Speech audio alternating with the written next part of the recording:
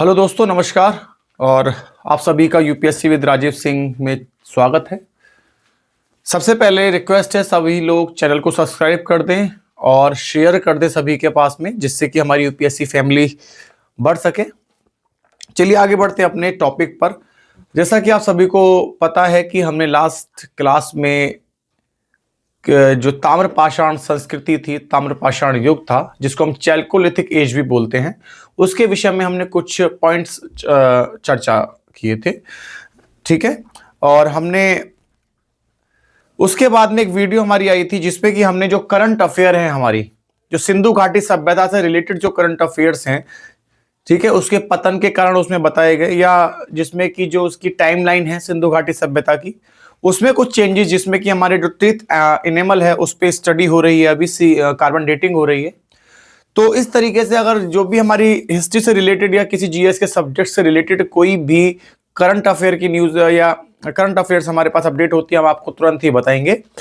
तो आज का जो क्लास है उसमें हम जो आज करने वाले हैं वो करने वाले हैं इंपॉर्टेंस, मतलब कि महत्व। हम एक तरीके से बात कर सकते हैं कि ताम्रपाषाण युगीन संस्कृति जो थी उसका क्या महत्व है। ठीक है भाई, कि उसका क्या महत्व है। ताम्रपाषाण युगीन संस्कृति, ताम्रपाषाण युगीन संस्कृति, इसका हम महत्व पढ़ने वाले हैं भाई। ठीक है, इसका हम क्या पढ़ने वाले हैं, इसका हम महत्व पढ़ने वाले हैं। इसमें हम ये पढ़ेंगे कि ताम्रपाषाण युगीन संस्कृति में जो हमने इतना सारा चीजें पढ़ी, उसमें जनरल अगर हम देखें यूपीएससी के प्रीलिम्स और मेंस के पॉइंट ऑफ व्यू से कौन कौन से तथ्य, कौन कौन से पॉइंट ज्यादा इंपॉर्टेंट हैं। ठीक है, देखिए सबसे पहला जो पॉइंट है वो हम कहते हैं कि इस युग में क्या हुआ, मानव ने क्या किया कि पत्थरों के साथ क्या करा उसने, पत्थरों के साथ में तांबे का उपयोग भी करने लगा, तांबे का प्रयोग भी करने लगा। प्रयोग नहीं बोलेंगे हम, उपयोग बोलेंगे, उपयोग करने लगा। यह हमारा सबसे पहला है, क्योंकि इस युग का नाम ही ताम्रपाषाण है। जैसा कि हमने पहले आपको बताया है, ताम्र मतलब तांबा, ऐसा युग जिसमें पत्थर के साथ साथ में तांबे का उपयोग हो रहा है। याद रखिएगा दो चीजें, आप मेरे भाई जरूर याद रखिएगा कि ताम्रपाषाण जो है, इसमें हम ये नहीं कह सकते कि तांबे के साथ में पत्थर का इस्तेमाल कर दिया, तांबे के साथ साथ पत्थर का इस्तेमाल करना स्टार्ट कर दिया। बिल्कुल एरा चेंज हो जाएगा इस ऐसा कहने से। हम क्या कहेंगे, पत्थर के साथ साथ तांबे का उपयोग भी करना स्टार्ट कर दिया, क्योंकि जो इससे पहले की एज है वहां पे पत्थर सबसे पहले उपयोग में लाए गए थे, उसके बाद तांबे की खोज करी गई और तब तांबे को यूज में लाया गया। ठीक है, तो पहला जो पॉइंट है इसका सबसे अच्छा वो है आपका, मानव ने क्या करा, आपका पत्थरों के साथ साथ में तांबे का भी उपयोग करना स्टार्ट कर दिया। दूसरी चीज इसके साथ में क्या हुआ, देखिए जो मानव जो तांबे का उपयोग कर रहा था, वो तांबे को उसने क्या करा, तांबे को पिघलाने की कला, तांबे को पिघलाने की कला, इससे भी परिचित हो गया कि तांबे को पिघलाते कैसे हैं। अगर आप देखोगे आज के समय में तो तांबे की बहुत सारी चीजें बनती हैं, आइटम्स, प्रोडक्ट्स बनते हैं, उनको पिघलाकर बनते हैं। कांच से बहुत सारी चीजें बनती हैं जो कि उसको पिघलाने के बाद बनते हैं, प्लास्टिक को मेल्ट कर पिघलाने के बाद बनते हैं। तो ऐसे ही क्या है, तांबा जो धातु का उपयोग कर रहे थे मानव, उसमें क्या था, उसको पिघलाने की कला से भी वो परिचित हो गया था, पिघलाने की कला जानता था। ठीक है, अब दूसरी चीज, इसके बाद में ताम्रपाषाण युग में मानव क्या कर रहा था, उस पर उसने क्या करा, काले व लाल मृदभांड का प्रयोग करने लगा। ठीक है, काले, कलर भी बताएगा, ध्यान रखिएगा, काले तथा लाल मृदभांड,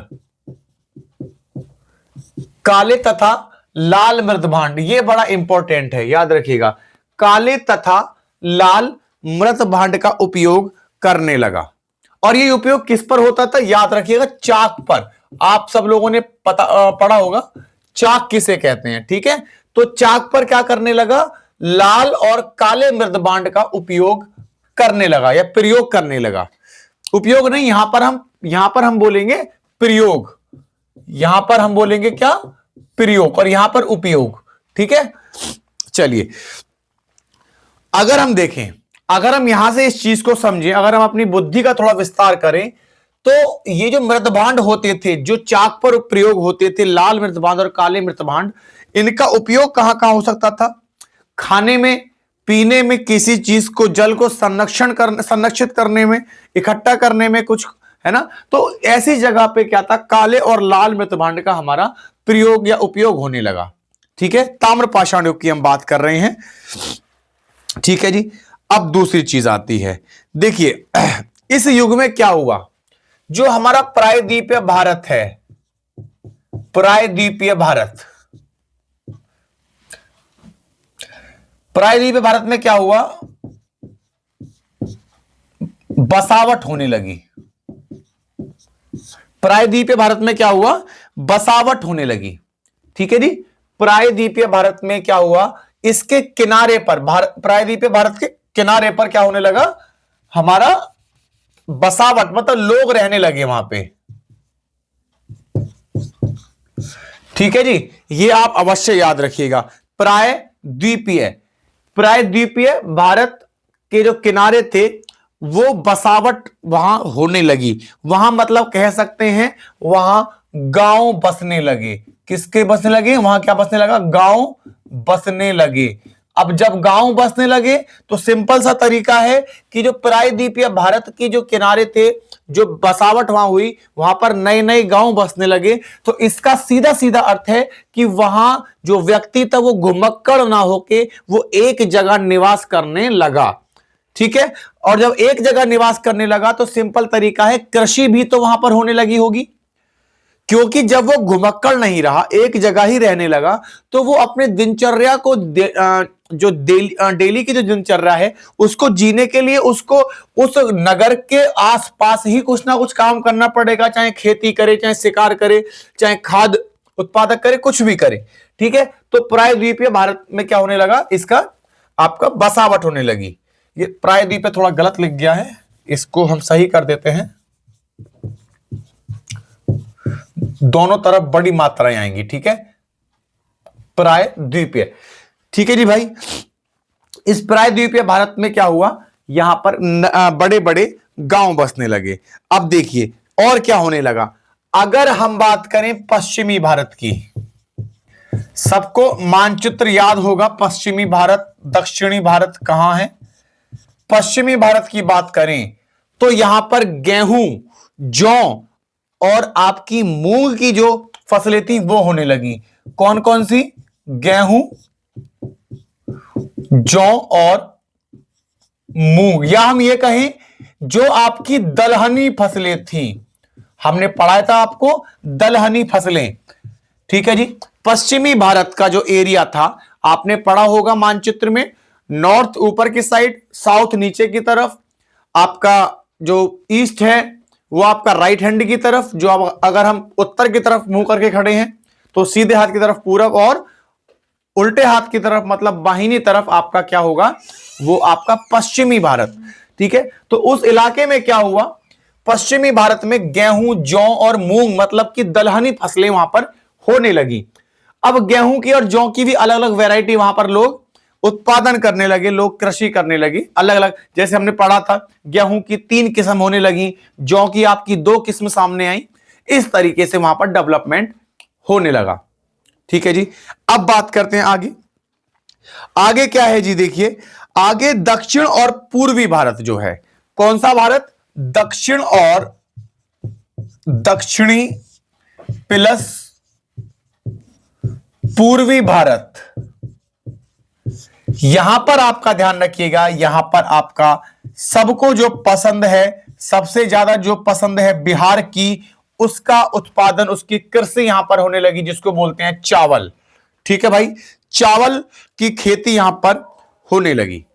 तो अब हम इससे पता लगा सकते हैं कि पश्चिमी भारत, दक्षिण और पूर्वी भारत, इसमें क्या हुआ, इसमें हमारा जो गेहूं है, जौ है, मूंग है, या फिर दलहनी फसलें हैं या चावल हैं, इनसे हमें यह पता चलता है कि मानव जो था वो सिर्फ और सिर्फ मांस पर मांस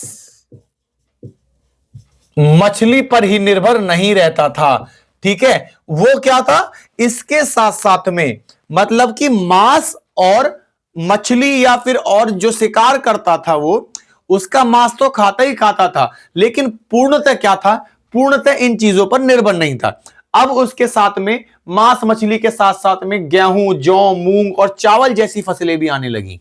अगर हम देखें पुरा पाषाण काल में तो मानव पूरी तरह ही आंखें टक पर ही क्या था, किस पर होता था, पूर्णतः आंखें टक पर ही निर्भर होता था। ठीक है ना, शिकार करता था, इसीलिए उसने क्या बनाए, इसीलिए उसने उपकरण बनाए, पत्थरों के औजार बनाए। ठीक है, ये सारी चीजें होने लगी वहां पर। लेकिन अब क्या था, अब मांस मछली की जगह या फिर हम ये कहें कि शिकार के साथ साथ में वो इन चीजों पर भी निर्भर थी, उसकी जो जीविका थी। लेकिन अब देखिए यहां से कैसे सोच को डेवलप करोगे। जब आप आंखें टक की बात कर रहे हैं तो इसका मतलब है आंखें टक करने के लिए उसको उपकरण औजार की जरूरत पड़ेगी, चाहे वो पत्थर के बने चाहे धातु के, किसी के ही बने, जरूरत तो पड़ेगी। ठीक है, ऐसा तो नहीं हम बोल देंगे कि आओ शेर हमको मारो, हम तुमको मारेंगे और तुम्हारा मांस निकालेंगे, ऐसा तो नहीं होगा। उसको शिकार करने के लिए उपकरण की जरूरत पड़ेगी। ठीक है, अब जब हमारा यहां पर गेहूं, जौ, मूंग या चावल की जब फसलें होने लगी तो हमको इनके लिए भी तो टेक्नोलॉजी का इस्तेमाल करना पड़ेगा। हल की जरूरत हो सकती है, मान लीजिए पानी लगाने के लिए, सिंचाई के लिए व्यवस्था करनी पड़ सकती है। तो यह रहा होगा कि यहां पर भी टेक्नोलॉजी डेवलपमेंट हो गया होगा या होने वाला होगा। ठीक है, यह याद रखिएगा आप। ठीक है भाई, अगली चीज में हम चलते हैं, जो आपका महाराष्ट्र है। महाराष्ट्र मैंने आपको लास्ट क्लास में बताया था, अगर आपको याद हो।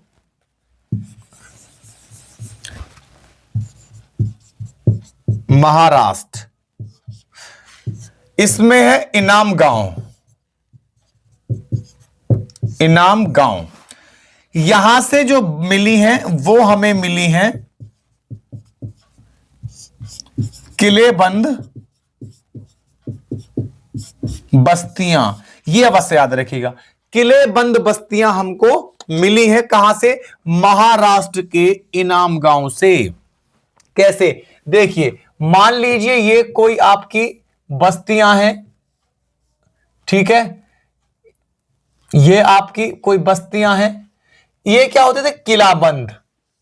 अब ये किलाबंद जो करते थे, वो किलाबंद कुछ रीजन रहा होगा, उसका बाउंड्रीज जो करते थे उसका कुछ ना कुछ कारण अवश्य रहा होगा। जैसे जो शिकार होता था, जो जानवर होते थे, है ना, उससे रक्षा करने के लिए हो सकता था। ठीक है, कि कोई भी जानवर आए और सीधे आक्रमण ना कर दे। मान लीजिए मानसून से बचने के लिए भी यह हो सकता था, या फिर मान लीजिए उस समय जो प्राकृतिक आपदाएं आती थीं, जो प्राकृतिक आपदाएं आती थीं उससे बचने के लिए भी हमें क्या करना पड़ता था। हो सकता है किलेबंद बस्तियां इसलिए बनाई गई हो, बाउंड्रीज इसीलिए करी गई हो। ठीक है, आपको हर एक शब्द पे अपनी सोच को थोड़ा सा वो करना है कि क्यों और कब, क्यों, कहां, कैसे, इस तरीके से आप करेंगे तो अच्छे से आप विचार को अपने को व्यक्त कर सकते हैं मेंस में। चलिए आगे हम बढ़ते हैं। आगे अगर हम देखें तो अब आता है इसमें, ये आपने स्क्रीनशॉट ले लिया, नहीं लिया है तो ले लीजिए, उसके बाद हम फिर आगे चलते हैं।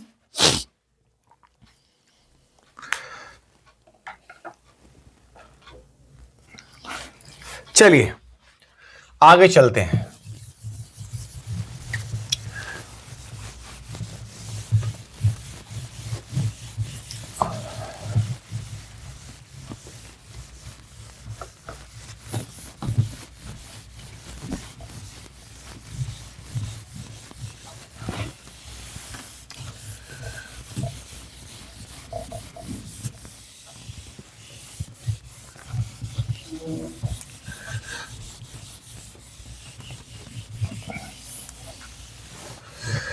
चलिए देखिए इसके बाद क्या होता था। देखिए इसके बाद एक चीज सामने आती है ताम्रपाषाण युग में, संस्कार विधि।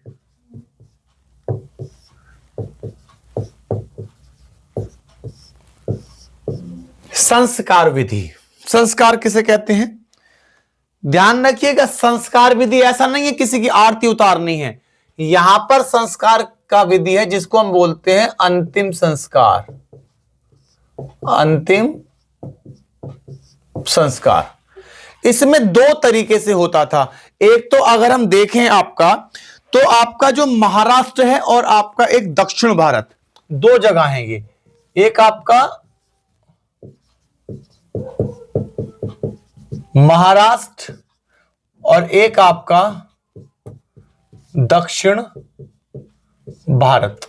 देखिए इसमें जो आपके सबको जो रखा जाता था, ठीक है, सबको जो रखा जाता था वो आपका उत्तर से दक्षिण दिशा में, उत्तर से दक्षिण दिशा में सबको, जो डेड बॉडी होती थी महाराष्ट्र में उसको उत्तर से दक्षिण रखा जाता था। एग्जाम्पल के तौर पर हम बात करें, जैसे मान लीजिए ये आपका डायरेक्शन है, ये आपका नॉर्थ, ये साउथ, ये आपका ईस्ट, ये आपका वेस्ट। तो जो आपका महाराष्ट्र वाला जो पोर्शन था वहां पे जो शव को, जो डेड बॉडी को रखा जाता था वो इस तरीके से इस डायरेक्शन में रखा जाता था, इस डायरेक्शन में, ठीक है। और दूसरा जो आपका दक्षिण भारत था उसमें आपका दक्षिण भारत में क्या, पूरब से पश्चिम। दक्षिण भारत जो ये वाला जो पार्ट था, अगर मान लीजिए ये आपका नॉर्थ है, ये साउथ, ये ईस्ट और ये आपका वेस्ट, इसमें आपका जो रखा जाएगा वो इस तरीके से, ठीक है।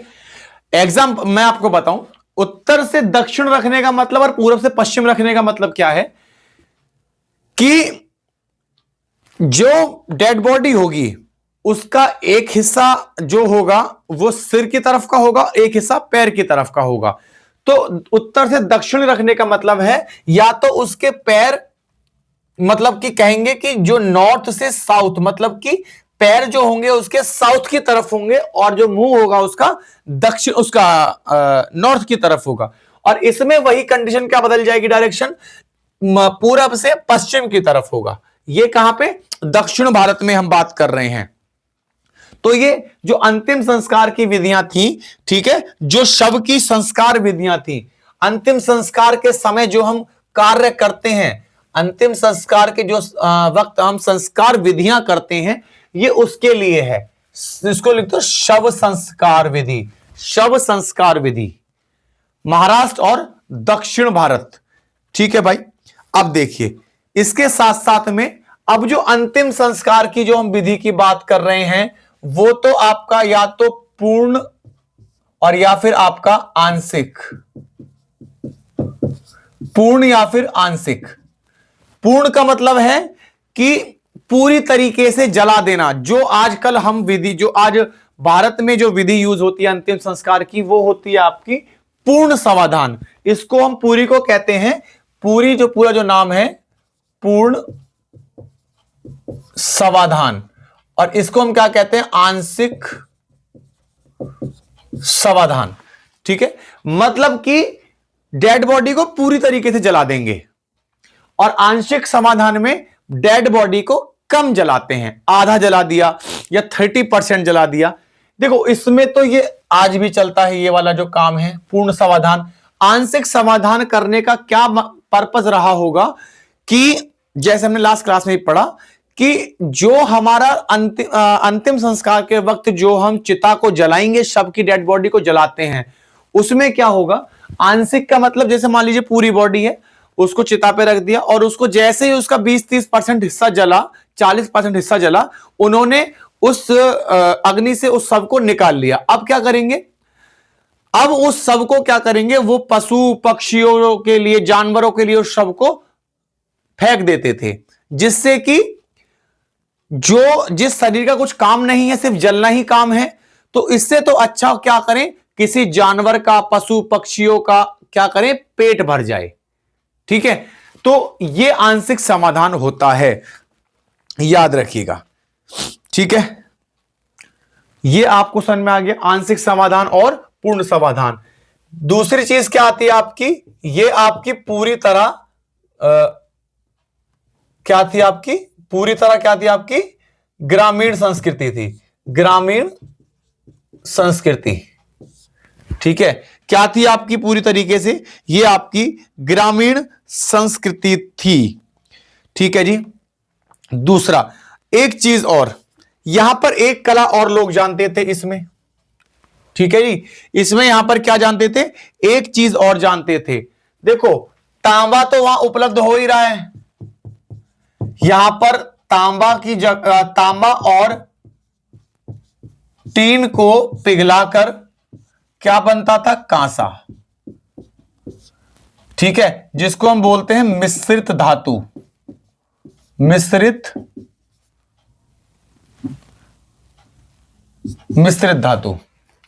तो तांबा और टिन, ये कला भी ये लोग जानते थे कि किसी दो धातु को पिघलाकर तीसरी चीज क्या या तीसरी धातु का निर्माण करना भी इस युग के लोग जानते थे, जिसको बोलते हैं मिश्रित धातु बनाने की कला। ठीक है, तो तांबा और टिन को कांसा बना देते थे पिघलाकर। ठीक है जी। और दूसरी चीज, इसका मतलब यह है कि उस समय जब लोग तांबा और टिन को पिघला रहे हैं तो ध्यान रखना उस समय टिन का प्रयोग भी होने लगा होगा, वरना ये बिना फालतू में थोड़ी ना आएगी। जब लोग टिन को तांबे के साथ में पिघला रहे हैं तो इसका तो अर्थ यही है कि टिन भी तांबे के साथ में मिक्स होगा, मतलब कि टिन का उपयोग भी वहां पर हो रहा है तांबे के साथ साथ में। याद रखिएगा ताम्रपाषाण युग में टिन का उपयोग भी होने लगा था, अवश्य याद रखिएगा। पूरे चैप्टर में कहीं नहीं है बुक में कि तांबे का उपयोग टिन का उपयोग हुआ, लेकिन जब टिन आ रहा है तो याद रखिएगा टिन का उपयोग हुआ, ये मैं आपको बता रहा हूं। टिन का उपयोग भी ताम्रपाषाण संस्कृति में होने लगा था, और मिश्रित धातु बनाने का तो लोग जान ही गए थे। चलिए अब हम आगे बढ़ते हैं। इस युग में जो इस युग के लोग थे उनको क्या था, एक प्रॉब्लम थी जी,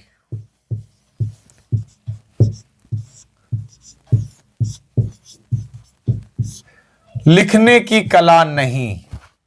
ठीक है, लिखने की कला नहीं जानते थे। पढ़ तो लेते थे, नहीं पढ़ते थे पता नहीं, लेकिन लिखने की कला नहीं जानते थे। ठीक है भाई, लिखा लिखा कुछ नहीं, सिर्फ वो अपना जो डेवलपमेंट कर रहे थे, पूर्ण समाधान, आंशिक समाधान, आपका किलाबंदी करवाना है ना, बस्तियों को आक्रमण से बचा लेना, या मान लीजिए दो धातुओं को मिलाकर तीसरी धातु मिला लेना, ये सारी चीजें कर रहे थे। लेकिन गुरुजी उन पर लिखने की कला नहीं आती थी, लिखना नहीं जानते थे। अभी दूध पीते हुए बच्चे थे, वो अभी निप्पल से खेल रहे थे, सब कुछ कर लिया, लिखना नहीं सीखा। ठीक है, तो याद रखिएगा लिखने की कला नहीं जानते थे, सबसे बड़ा ड्रॉबैक इस काल का यही था। अब देखिए दूसरी चीज भाई साहब, अब देखिए अब क्या है, ये सारे जितने भी हमने पॉइंट बताए हैं ये आपके प्रीलिम्स के माध्यम से और मेंस के माध्यम से, दोनों ही माध्यम से बड़े इंपॉर्टेंट हैं। ठीक है,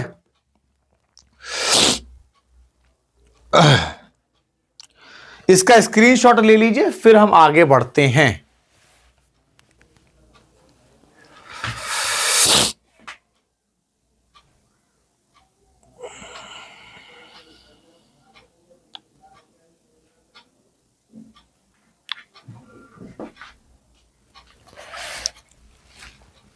चलिए अब देखिए जी, इसमें एक चीज अवश्य आप याद रखिएगा भाइयों, गुंगेरिया अगर आप जानते हो, आज सर्च करिएगा गुंगेरिया क्या होता है, गुंगेरिया किसे कहते हैं। यह प्रश्न है आप सबके लिए कि गुंगेरिया किसको कहा जाता है। ठीक है जी, गुंगेरिया सही से लिखेंगे क्योंकि गुंगेरिया नाम है।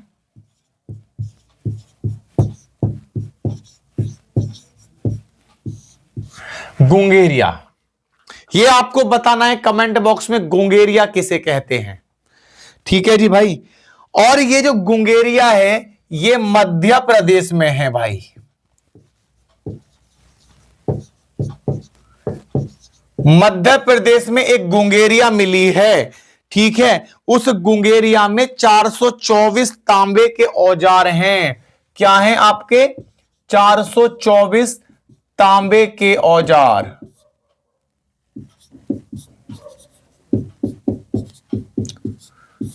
424 तांबे के औजार। और क्या है जी? 102 चांदी के पत्थर। चांदी के पत्थर कितने? 102 चांदी के पत्थर भाई साहब, चांदी के पत्थर। और ध्यान रखना, पत्थर किसे कहते हैं? याद रखिएगा, पतली शीट होती है ये, पतली शीट। 102 चांदी के पत्थर और 424 औजार मिले हैं। याद रखिएगा, टोटल मिला के आपके हो गए 526। 526 धातुओं के आपके क्या मिले हैं? साक्ष्य। तांबे के औजार 424, 102 चांदी के पत्थर। पत्थर को बोलते हैं पतली शीट, बोलते हैं हम। क्या बोलते हैं? पतली शीट। ठीक है भाई, पतली शीट मिली है आपकी, ये आप अवश्य याद रखिएगा। तो ये आपके हैं कुछ जो आपके ताम्रपाषाण युग से रिलेटेड जो कुछ आपके मेन पॉइंट्स थे जो आपको पढ़ने हैं बढ़िया तरीके से। इन पर अपने विचार डालिएगा, कब क्यों कहां कैसे सोचिएगा। उसके बाद में इस संस्कृति के ऊपर अपना एक नोट लिखिएगा 1000 शब्दों में। जिस दिन आप इस काम को कर लेंगे उस दिन आपका मेंस क्लियर है, समझ लीजिए। चलिए, इसी के साथ हम आज के इस क्लास को समाप्त करते हैं। आगे हम पढ़ेंगे लौह युग। आज का जो टॉपिक था हमारा वो लौह युग था, परंतु मैंने सोचा कि लौह युग से पहले क्यों ना हम पूरी ताम्रपाषाण संस्कृति के मेन मुद्दों को बताएं, मेन पॉइंट्स को बताएं, जो प्रीलिम्स के माध्यम से, मेंस के माध्यम से इंपॉर्टेंट हो सकते हैं। ठीक है भाई, अगली क्लास में हम लौह युग करेंगे जो ताम्रपाषाण संस्कृति का ही अपना एक हिस्सा है। ठीक है, इसी के साथ चलते हैं और उम्मीद करते हैं सब लोग अच्छे से पढ़ाई को करेंगे, कोई कंप्रोमाइज नहीं करेंगे। अगर आज की क्लास से रिलेटेड आपका कोई प्रश्न है तो आपको वो अपना प्रश्न कमेंट बॉक्स में छोड़ देना है, हम अगली क्लास में उसका उत्तर जरूर देंगे। आज का प्रश्न आपका है कि गुंगेरिया क्या होता है। याद रखिएगा, गुंगेरिया क्या होता है, आपको हमें प्रश्न का उत्तर देना है। गुंगेरिया क्या होता है? मध्य प्रदेश में मिला है। 424 आपके तांबे के औजार और 102 आपके चांदी की पतली शीटें मिली हैं। गुंगेरिया आपको बताना है क्या। चैनल को सब्सक्राइब कीजिए, शेयर कीजिए वीडियो को या क्लास को ज्यादा से ज्यादा, और इस यूपीएससी विद राजीव सिंह की फैमिली को बढ़ाइए। इसी के साथ हम चलते हैं। धन्यवाद, नमस्कार।